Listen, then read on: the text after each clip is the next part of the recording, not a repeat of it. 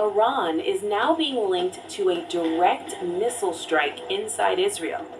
The target is an industrial area near Beersheba in southern Israel, and the visuals coming out are intense. According to multiple posts and videos circulating online, an Iranian missile struck the Niyat Hovav industrial zone right next to Beersheba. ഇസ്രായേലിൻ്റെ ബെർഷിബ chemical factory Iran തകർത്തു.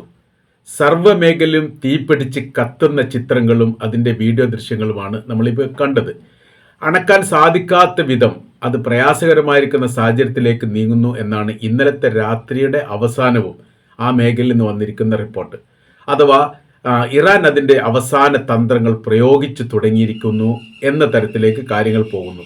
എന്തുകൊണ്ട് പ്രതിരോധിക്കാൻ സാധിച്ചിട്ടില്ല എന്ന Israel പ്രതിനിധിയോടുള്ള ചോദ്യത്തിന് കൃത്യമായ രീതിയിൽ അയാൾക്ക് മറുപടി പോലും പറയാൻ സാധിക്കുന്നില്ല. തങ്ങളുടെ പ്രതിരോധ സംവിധാനങ്ങൾ കുറ്റമറ്റതാണെന്ന് പറഞ്ഞ് ഒഴിഞ്ഞു മാറുകയാണ് ചെയ്തത്.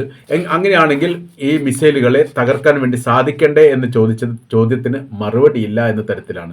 അപ്പോൾ ഏറെക്കുറെ അതിശക്തമായിരിക്കുന്ന മിസൈൽ, കാഠിന്യമുള്ള മിസൈലിൻ്റെ പ്രയോഗം ഇറാൻ ആരംഭിച്ചിരിക്കുന്നു എന്നത് കഴിഞ്ഞ ദിവസം തന്നെ ഇറാന്റെ സൈനിക കമാൻഡർ പ്രസ്താവിച്ചിട്ടുണ്ട്. ഇതുവരെ പുറത്തെടുക്കാത്ത ചില ആയുധങ്ങളെല്ലാം തങ്ങൾക്ക് പുറത്തെടുക്കേണ്ടി വന്നിട്ടുണ്ട്. അത്തരം ആയുധങ്ങളുടെ കൂമ്പാരം തങ്ങളുടെ കൈവശത്തിലുണ്ട്. 30% താഴെ മാത്രമാണ് നിലവിലെ യുദ്ധ സാഹചര്യത്തെ തങ്ങൾ ഉപയോഗിച്ചത്. മാത്രമല്ല, തങ്ങൾ ഉപയോഗിക്കുന്നതിനനുസരിച്ച് മിസൈലുകൾ നിർമ്മിച്ചു കൊണ്ടേയിരിക്കുന്നു. 4ലധികം ഫാക്ടറികൾ നിലവിലെ സാഹചര്യത്തിൽ തന്നെ ഇറാനിലുണ്ട്. ഇറാൻ്റെ പുറത്ത് മറ്റ് ഫാക്ടറികളും പ്രവർത്തിക്കുന്നുണ്ട് എന്ന തരത്തിലൊക്കെയാണ് ഇതിനെക്കുറിച്ചുള്ള അവരുടെ വിശദീകരണങ്ങൾ പുറത്തു വന്നത്. ഇറാന്റെ യൂണിവേഴ്സിറ്റി അടക്കമുള്ള വിദ്യാഭ്യാസ മേഖലയിലും സാമൂഹ്യ മേഖലയിലും ആക്രമണം നടത്തിയതിന് ദാരുണമായിരിക്കുന്ന കഠിന ശിക്ഷ ഇസ്രായേലും അമേരിക്കയും അനുഭവിക്കേണ്ടി വരും എന്നുള്ള മുന്നറിയിപ്പിൻ്റെ അടിസ്ഥാനത്തിൽ ഈ പശ്ചിമേഷ്യയിലെ പരമാവധി അമേരിക്കൻ യൂണിവേഴ്സിറ്റികൾ കൂട്ടത്തോടെ അടച്ചിരിക്കുന്നു എന്ന റിപ്പോർട്ട് പുറത്തു വന്നു. യൂണിവേഴ്സിറ്റിയിൽ പ്രവർത്തന സംബന്ധമായിരിക്കുന്ന കാര്യങ്ങളൊക്കെ താൽക്കാലികത്തേക്ക് നിർത്തിവെച്ചിരിക്കുന്നു, ഓൺലൈനിലേക്ക് മാറ്റിയിരിക്കുന്നു എന്നുള്ളതാണ്. അതോടൊപ്പം തന്നെ അമേരിക്കയുടെ പൗരന്മാർ താമസിക്കുന്ന ഇടങ്ങൾ, ആ മേഖലയിൽ നിന്ന് പൗരന്മാർ മാറി നിൽക്കുന്ന സ്ഥിതി, അഥവാ അമേരിക്കൻ പൗരന്മാരെ മിഡിൽ ഈസ്റ്റ് മേഖല കേന്ദ്രീകരിച്ചുകൊണ്ട് ഒറ്റപ്പെടുത്തുന്ന സ്ഥിതികൾ ഇപ്പോൾ അവിടെയൊക്കെ വ്യത്യസ്ത മേഖല സംജാതമായിരിക്കുന്നു. സർക്കാരിന് അഭയം നൽകാൻ സാധിക്കാത്ത വിധം, കാര്യം എന്ന് പറഞ്ഞാൽ അഭയം നൽകുന്നിടത്ത് ആക്രമണം നടക്കുന്നു എന്നുള്ളതാണ് ഇപ്പോൾ കഴിഞ്ഞ ദിവസങ്ങളിലൊക്കെ കാണാൻ വേണ്ടി സാധിക്കുന്നത്.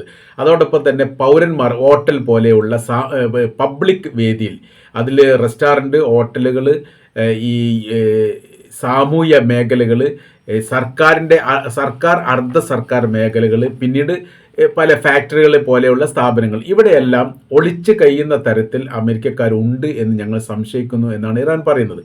അങ്ങനെ ആ സമയത്ത് പൗരന്മാരെ മറയാക്കിയിട്ട് പ്രവർത്തിക്കുന്നത്, അത്തരം ഈ കാര്യങ്ങൾ ഗൗരവത്തിലെടുക്കുകയും അത് പൗരന്മാർക്ക് പോലും അപകടമുണ്ടാകുന്ന തരത്തിലാണ് എന്ന രീതിയിലുള്ള ഇറാൻ്റെ പരാമർശങ്ങൾ മേഖലയിൽ വല്ലാത്ത രീതിയിൽ പ്രയാസം ഉണ്ടാക്കുന്നു എന്നുള്ളതാണ്.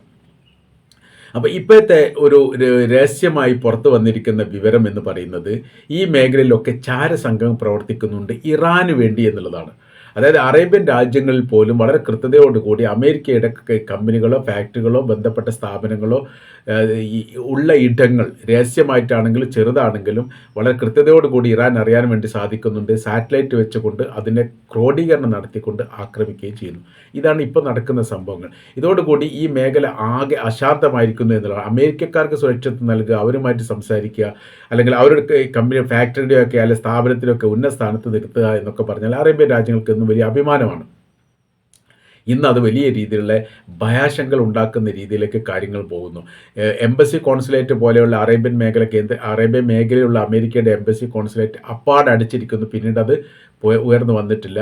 മാത്രമല്ല, അമേരിക്കയുടെ സൈനിക താവളങ്ങൾ, ഈ ഗൾഫ് രാജ്യങ്ങളിൽ അമേരിക്കയുടെ സൈനിക താവളങ്ങളുടെ ചുറ്റുഭാഗത്ത് താമസിക്കുന്നവർ പോലും അവിടെ നിന്ന് ഇപ്പോൾ ഒഴിഞ്ഞു പോകുന്നു എന്നുള്ളതാണ്. അത് ഒഴിഞ്ഞു പോകുന്നതിൻ്റെ വിവരം സർക്കാർ വിവരം നൽകിയത് കൊണ്ടാണോ അതല്ല അവർ സ്വയരക്ഷയ്ക്ക് വേണ്ടി പോവുകയാണോ എന്നതിനെക്കുറിച്ചൊന്നും വിവരമില്ല. ഇനി ഇറാൻ്റെ ഭീഷണി കൊണ്ടാണോ അതും അറിയില്ല. പക്ഷേ വലിയ രീതിയിലുള്ള ഒഴിച്ചുപോക്ക് ആ മേഖലയിൽ നിന്ന് കാണാൻ വേണ്ടി സാധിക്കുന്നു. ഇതെല്ലാം കൂട്ടി വായിക്കുന്ന സമയത്ത് ഇനിയും ഒരു മഹാദുരന്തം വരാൻ പോകുന്നുണ്ട്, അല്ലെ മഹായുദ്ധം വരാൻ പോകുന്നുണ്ട് എന്നതിൻ്റെ തുടർച്ചയായി തന്നെ മനസ്സിലാക്കാൻ വേണ്ടി സാധിക്കുകയാണ്. ഇപ്പോൾ ഇറാൻ്റെ അകത്ത് കഴിഞ്ഞ ദിവസം ഉണ്ടായിരിക്കുന്നത് മറ്റൊരു തലത്തിലുള്ള ആക്രമണമാണ്. അത് കുടിവെള്ള സംഭരണ മേഖലയ്ക്ക് നേരെ, വൈദ്യുതി മേഖലയ്ക്ക് നേരെ, ആണവായുധ മേഖലയ്ക്ക് നേരെ, വിദ്യാഭ്യാസ മേഖലയ്ക്ക് നേരെ വലിയ രീതിയിലുള്ള ആക്രമണങ്ങൾ നടന്നു.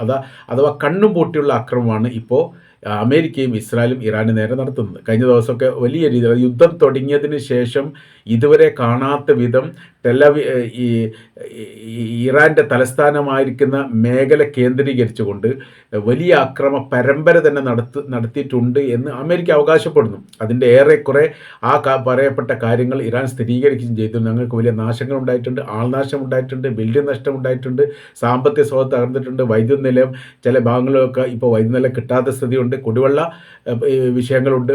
ഇതെല്ലാം അമേരിക്കക്ക് പിന്തുണ നൽകുന്ന, അല്ലെ അമേരിക്കയുമായി ചേർന്ന് നിൽക്കുന്ന രാജ്യത്തിനും ഇതിന് തത്തുല്യമായിരിക്കുന്ന പ്രതിഫലനം ഉണ്ടാവും. അഥവാ തങ്ങൾ അവരുടെ കുടിവെള്ള സ്രോതസ്സിനെ തന്നെ ആക്രമിക്കുകയും മുറിപ്പാട് പറ്റിക്കുകയും ചെയ്യും എന്നുള്ളതാണ്. ഈ കുവൈത്തിനെ സംബന്ധിച്ചിടത്തോളം ആ മേഖലയിൽ കുടിവെള്ള ഫാക്ടറിക്ക് നേരെ, അതായത് കടൽ വെള്ളം എടുത്ത് വെള്ളം ശുദ്ധീകരിക്കുന്ന മേഖലയ്ക്ക് നേരെ ആക്രമണം നടത്തുകയും ഒരു ഭാഗം തകർന്നു പോയിരിക്കുന്ന റിപ്പോർട്ടും പുറത്തു വന്നു. ഇതിൻ്റെ കാര്യം അവർ പറയുന്നത് അറേബ്യൻ മേഖല കേന്ദ്രീകരിച്ചുകൊണ്ട് തന്നെയാണ് ഇപ്പോഴും അമേരിക്ക ആക്രമിക്കുന്നത്. അവരുടെ സാമ്പത്തിക സ്രോതസ്സിൻ്റെ ഉറവിടം അറേബ്യൻ രാജ്യങ്ങളാണ്. അത് തകർക്കാത്ത രീതിയിൽ ഒരിക്കൽ പോലും അമേരിക്ക തകരുകയില്ല. അമേരിക്കയെ പരാജയപ്പെടുത്തണമെങ്കിൽ അവരുടെ തലച്ചോറിന് തന്നെ അടികൊടുക്കണം. ആ തലച്ചോറ് പ്രവർത്തിക്കുന്നത് അറേബ്യൻ രാജ്യങ്ങളിലാണ്.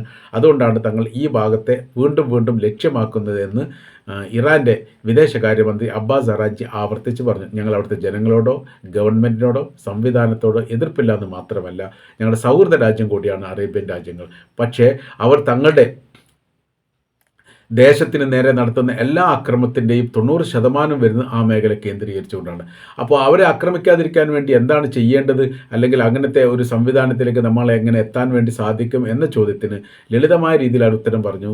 അമേരിക്കക്കാരെ അവിടുന്ന് ഒഴിവാക്കുന്നതോടുകൂടി പ്രശ്നം അവസാനിച്ചല്ലോ, യുദ്ധം തന്നെ തീർന്നല്ലോ എന്നുള്ളത്. കടൽപ്പരപ്പിൽ വെച്ചിട്ടുള്ള യുദ്ധത്തിലൊന്നും അവർക്ക് വിജയിക്കാൻ വേണ്ടി സാധിക്കുന്നില്ല. അതെല്ലാം ഞങ്ങൾ അടിച്ചിട്ടുണ്ട്. അത് ഈ മെഡിറ്ററേനിയൻ കടലിൻ്റെ തീരത്ത് നങ്കൂരമിട്ടിരിക്കുന്ന ജെറാൾഡ് ഫോൾട്ട് ഇപ്പോൾ ഇല്ല.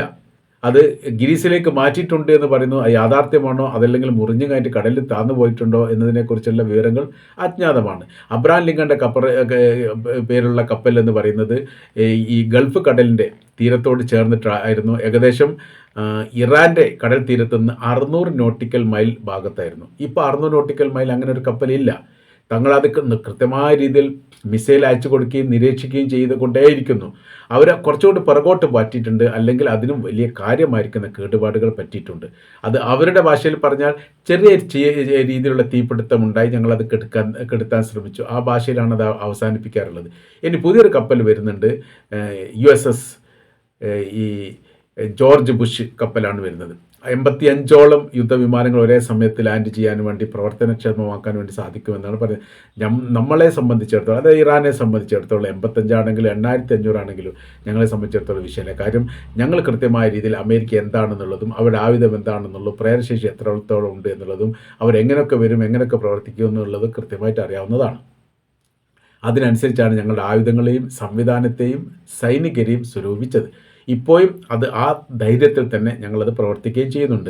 യുദ്ധം തുടങ്ങിയിട്ട് 1 മാസം കഴിഞ്ഞ് 2ാം മാസത്തിലേക്ക് പ്രവേശിച്ചിട്ട് ഒന്നും ചെയ്യാൻ സാധിക്കാതെ ഇപ്പോഴും പുതിയ തന്ത്രങ്ങൾ മെനഞ്ഞുകൊണ്ട് അമേരിക്ക നടക്കുന്നത് എന്നതിൻ്റെ ഉത്തരം ഞങ്ങൾ സൈനികപരമായ ശക്തിയുള്ള രാജ്യമാണെന്ന് അവർ സമ്മതിക്കുകയാണ്. ഇപ്പോഴത്തെ സാഹചര്യങ്ങൾ നോക്കുന്ന സമയത്ത് ഞങ്ങളുടെ ആയുധങ്ങൾ, മൂർച്ചയുള്ള ആയുധങ്ങൾ എടുത്തു തുടങ്ങിയിട്ടേ ഉള്ളൂ.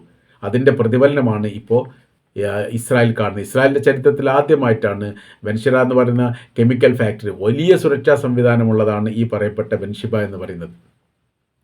അവരുടെ ആണവായുധ ഫാക്ടറി, ആണവായുധ സംവിധാനങ്ങൾ, അവരുടെ മിലിറ്ററി ഫോഴ്സ്, അവിടെ ഈ ആയുധങ്ങൾ സൂക്ഷിക്കപ്പെട്ട മേഖല, മൊസാദ് സംഘത്തിൻ്റെ ഹെഡ് ഓഫീസ്, ഇതെല്ലാം ആക്രമിക്കപ്പെട്ടിട്ടുണ്ട്. മരണസംഖ്യകൾ കൃത്യമായ രീതിയിൽ പറയുകയാണെങ്കിൽ ഇസ്രായേലിനെ സംബന്ധിച്ചിടത്തോളം അവർ ആയുധം താഴെ വെച്ച് കീഴടങ്ങുന്ന അവസ്ഥയിലേക്ക് അവരെത്തും എന്ന കാര്യത്തിൽ സംശയമില്ല. അത്രത്തോളം മരണങ്ങളും ദുരന്തങ്ങളും നാശങ്ങളും നഷ്ടങ്ങളും ആ രാജ്യത്ത് തങ്ങൾ തീർത്തിട്ടുണ്ട്. അത് തുടരുകയും ചെയ്യും. ഇപ്പം തന്നെ ഇറാൻ്റെ അകത്ത് ആഭ്യന്തരമായിരിക്കുന്ന കുഴപ്പം ഉണ്ടാക്കാൻ വേണ്ടിയിട്ട് വലിയ രീതിയിലുള്ള ഇടപെടൽ നടത്തിയ രാജ്യമാണ് ഇസ്രായേലും അമേരിക്കയും.